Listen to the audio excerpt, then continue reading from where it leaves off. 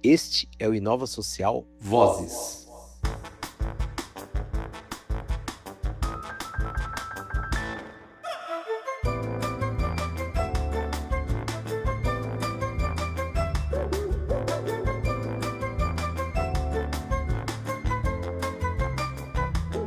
Seja bem-vindo ao Inova Social Vozes. Eu sou Vitor Vasques, direto do Festival SGB 2025 em Florianópolis.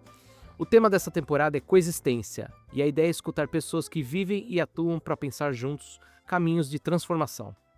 Hoje eu recebo João Pedrosa, professor, mestre em educação e influenciador. O João transita entre a sala de aula e as plataformas digitais, trazendo reflexões sobre educação, representatividade e o papel do professor no Brasil. Nesse episódio vamos falar sobre o poder e os desafios da educação contemporânea. João, seja bem-vindo. Obrigado, Vitor.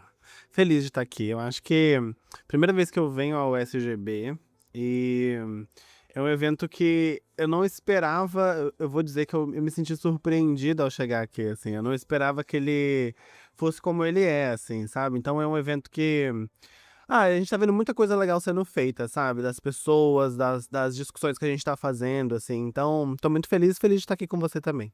Obrigado. João, muita gente conheceu você no BBB 21. A gente brincou aqui que quem vive 24 horas na televisão, ao vivo, fazer um podcast é brincadeira de criança. É, mas aqui a gente tá conversando só, né? Então tá tudo certo. Para muitas pessoas que participam de um programa desse porte, a ideia é mudar totalmente de vida. E no seu caso, o que dá para sentir, o que dá para perceber é que você ampliou, né, a forma que você já fazia como professor e educador. Como que foi esse processo? Foi algo natural? Você precisou, exigiu escolhas conscientes de continuar nesse caminho? Porque você, bem ou mal, está navegando ali entre o papel de professor, que é muito importante, e o papel de influenciador, que também deveria ser muito importante, mas a gente sabe que é um cenário bem espinhoso, né? É, exato. Eu não vou dizer que eu não entrei no programa pra não mudar de vida. Foi pra mudar de vida mesmo. Eu queria ganhar dinheiro. De alguma forma. E aí, cara, eu acho que a forma como o que o programa fez depois com a minha vida, ela reorganizou muita coisa, sabe? Então eu me descobri numa nova profissão e me descobri fazendo outras coisas. Mas, ao mesmo tempo, eu vim de um histórico da sala de aula, da minha família, que são famílias formadas por muitos professores, dos meus tios, da minha mãe, do meu pai, que sempre esteve muito envolvido a diferentes movimentos sociais no âmbito regional, no âmbito local da minha cidade, de onde eu vim, em Minas Gerais, né? Então, quando eu me descobri numa nova profissão e eu entendi que as plataformas digitais, o Instagram, o Twitter, o TikTok, funcionam como alavanca de informação, como formação de opinião, porque não dá pra gente dizer que as pessoas não se informam hoje através das plataformas. Então, né, eu acho que quando eu percebi que isso seria uma possibilidade, e uma possibilidade para falar sobre educação, foi o momento que eu comecei a gostar mais do que eu estava fazendo, entendeu? Então, é de utilizar das próprias redes sociais para poder falar um pouco da minha vida mesmo, do meu lifestyle, do que eu gosto de fazer, mas também fazer com que as pessoas se identifiquem e pensem de alguma forma sobre temáticas que se relacionam com a educação de uma certa forma, mas que também se relacionam com a cultura pop, com o que a gente está hoje, né, acontecendo e do que a gente está vivendo, assim. Então, não digo que hoje eu estou na sala de aula efetivamente, porque de fato eu não estou de segunda a sexta, de 7 às 18 numa escola, no chão da sala de aula, no Cuspigis, mas eu estou ali de alguma forma discutindo e pensando a educação de uma maneira um pouco mais ampla, eu diria, e no sentido também de acessar pessoas que também não discutiam a educação, não pensaram em discutir a educação de alguma forma, assim. Então, tenho pensado um pouco nesse trabalho, assim, de tentar mudar um pouco do que a gente consome nas redes sociais. Então, toda vez que eu tento fazer alguma coisa ou falar sobre alguma informação, eu tento pesquisar, roteirizar, ter algum tipo de embasamento para poder falar aquilo, porque eu acho que a gente tem que ter a responsabilidade para não falar bobeira, né? Então, mesmo que seja falar sobre uma série ou o lançamento de um filme, por exemplo, que não tem nada a ver com a educação, de alguma forma, mas eu tô ali pesquisando, pensando, porque eu acho que isso também é legal. Acho que o entretenimento também pode ser educativo, entende? E assim, a forma como a gente foi educado, hoje não funciona mais para os jovens, né? Aquela Não. tradicional sentada, quadro negro. Eu acho que funciona. Sabe por que eu acho que funciona de alguma forma? Porque a escola, ela é a escola e ela vai continuar sendo a escola. Se a gente pega uma sala de cirurgia de 50 anos atrás, essa sala de cirurgia ela é completamente diferente de uma sala de cirurgia de hoje em dia. A sala de aula é a mesma coisa. Isso não tô dizendo que essa cirurgia é legal não, tá? Mas assim, a sala de aula de 50 anos atrás, ela é a mesma sala de aula de hoje. E ao mesmo tempo que a gente tem vários professores e várias pessoas que estão pensando diferentes formas de pensar e de mudar a educação, eu acho que a escola ela pode ser entendida enquanto esse ambiente de que os jovens não gostam de estar, porque a escola não se atualizou. E eu não estou se dizendo que a escola não se atualizou só estruturalmente, não. A escola não se atualizou intelectualmente também, sabe? Então, a gente tem um medo, né? A gente tem um medo da juventude, eu acho que é isso. A gente sempre tem um medo da juventude. A juventude da diretas já era uma ameaça. A juventude de hoje, ela é uma ameaça ainda, em outro contexto, mas é. Né? Então, a escola, ela vai continuar sendo esse espaço onde a gente vai ter a figura do professor, a gente vai ter mesas, a gente vai ter cadeiras, porque é parte disso, é parte do processo educativo, ainda mais num contexto sul-americano, brasileiro, sabe? Então, eu acho que a gente pensar o que a gente tem hoje e mudar em cima disso, em cima do que a gente tem. Porque não adianta a gente chegar e falar assim, a partir de hoje, todo mundo... a escola não tem paredes mais. Não vai funcionar. Não vai funcionar, porque a gente ainda precisa de uma organização arquitetônica, estrutural ali para poder fazer as coisas acontecerem, sabe? Então, eu sou muito entusiasta da escola, sabe? Eu acho que a escola ela precisa se expandir para além do que é as quatro paredes ali da sala de aula ou da própria escola, para a comunidade, para os professores, para as famílias, mas ela é um ambiente de suma importância, né? Falando um pouquinho dessa atualização intelectual, você sempre traz a pauta da diversidade e da representatividade na educação. Quando a gente olha dos últimos anos, que avanços que você enxerga nesse sentido? E o que ainda falta para a escola brasileira acolher de verdade essas diferentes vozes e histórias? Eu acho que uma das principais conquistas que a gente tem, falando sobre questões de diversidade e representatividade, está no sistema de cotas. Eu acho que o sistema de cotas ele é uma política pública que mudou muito o cenário dos profissionais brasileiros, eu diria. Porque a gente tem diferentes pessoas em diferentes traços socioeconômicos, eu diria, acessando o ambiente da universidade, que por muito tempo foi um ambiente muito elitizado.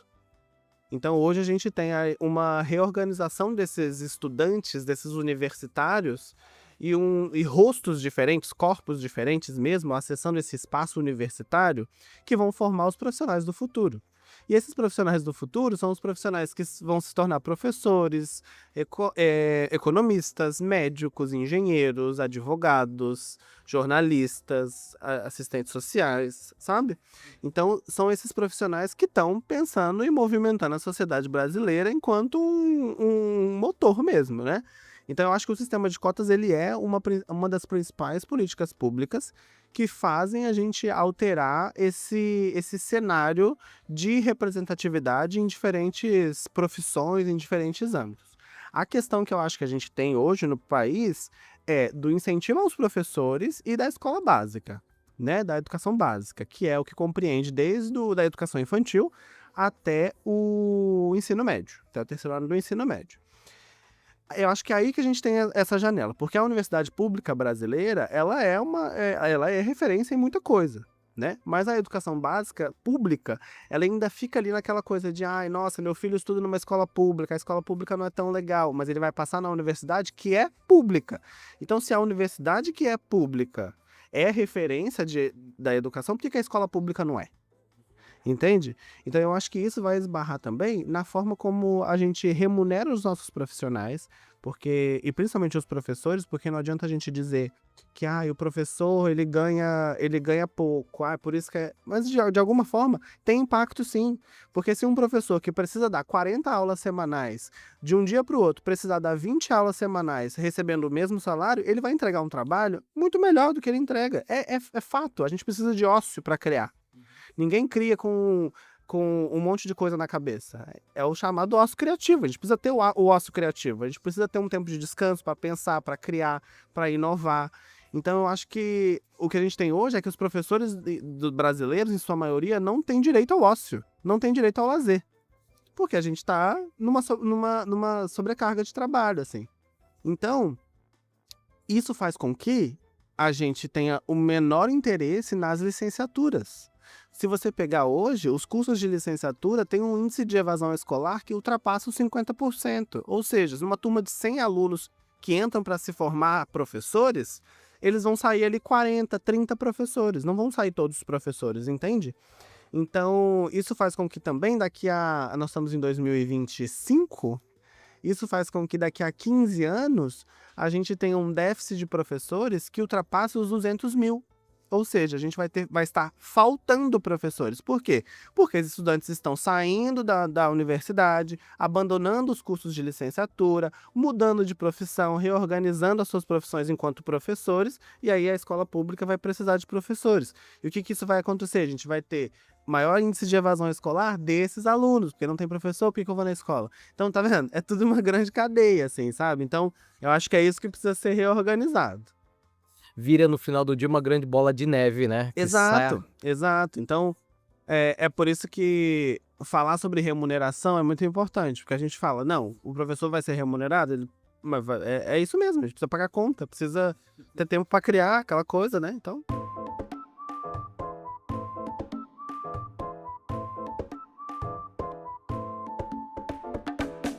João, olhando para frente, o que você acredita que ainda precisa mudar? Você falou aqui um pouquinho sobre daqui 15 anos, só que é uma coisa que a gente tem que mudar hoje, né? Que tipo de caminho a gente pode começar a construir para chegar lá, fazendo essa mudança na educação brasileira? Eu sei que essa pergunta é a pergunta de 1 milhão. não sei a resposta. De fato, não sei, né? Mas o que o João, professor, eu queria ouvir assim, o coração do João, professor, o que ele gostaria de ver, fora a remuneração, que eu acho que isso é essencial, tá? Mas para os professores, o que isso seria desejável? Porque é isso, né? A gente fala sobre remuneração, mas tem uma ideia que é sobre a formação, que é sobre o processo de graduação desses profissionais, que é sobre o material didático, mas tem questões que são estruturais. E estruturais eu tô falando de estrutura física mesmo. Então, se hoje as escolas brasileiras todas tivessem saneamento básico, papel higiênico no banheiro, um quadro bom e as carteiras boas, tudo já seria diferente. Porque as pessoas precisam começar a gostar de ir para a escola. A gente tem que gostar de ir para a escola. O professor tem que gostar, o aluno tem que gostar, as pessoas precisam querer estar nesse ambiente, entende? Então tem essa questão, que é uma questão física de estrutura, e também tem um outro ponto que eu acho que é a forma como a gente precisa escutar os profissionais. Por quê? A maioria das políticas públicas educacionais hoje, na maioria das vezes, elas não escutam quem são as pessoas que estão na sala de aula. Então como que você vai criar uma política pública? Como que você vai direcionar uma verba? Como que você vai criar um programa? Como que você vai criar diferentes mecanismos de transformação se você não escuta o professor e o aluno? É basicamente eu chegar na sua vida e falar, a partir de amanhã é isso aqui que você tem que ensinar. Mas peraí, sabe? Então, eu acho que é isso. É um processo de escuta. Eu acho que pro futuro, o que eu penso é a gente escutar mais os profissionais e as pessoas que estão dentro da escola. João, para a gente fechar a conversa, o tema do Festival SGB 2025 é coexistência. Na sua visão, coexistir com impacto social é? Coexistir com impacto social é a gente se fazer presente no mundo. Eu acho que a gente precisa, enquanto sociedade, discutir e dizer o que a gente está pensando, o que a gente está querendo para a sociedade. Porque eu quero uma coisa, você quer outra coisa, mas a gente tem muitos pontos que são comuns, que são congruências ali, sabe? Então eu acho que no momento que a gente se organiza, eu acho que a gente precisa se organizar, sabe? Então o impacto social, ele é feito não por uma pessoa, ele é feito por uma organização. Não organização enquanto instituição, tá? Mas uma organização de pessoas, uma organização de ideias. Então, se a gente fica com ideias muito solitárias, acho que as coisas não vão caminhar. Então, acho que falar sobre impacto social é também falar sobre essa possibilidade da gente se organizar, enquanto sociedade mesmo, de criar espaços como esse, festivais como esses, podcasts como esse, que vão estar sempre discutindo e alavancando discussões. Então, eu tô aqui falando com você, mas alguém pode ouvir e pensar, putz, isso é legal, vamos pensar, e aí mudar ali o seu local, a sua região, sua família, sua casa. Eu acho que é promover o maior impacto possível de que a gente pode, do que a gente consegue dentro das nossas limitações. João, muito obrigado pela conversa. E o ouvinte, a gente se vê no próximo episódio. Até lá. Tchau. Tchau!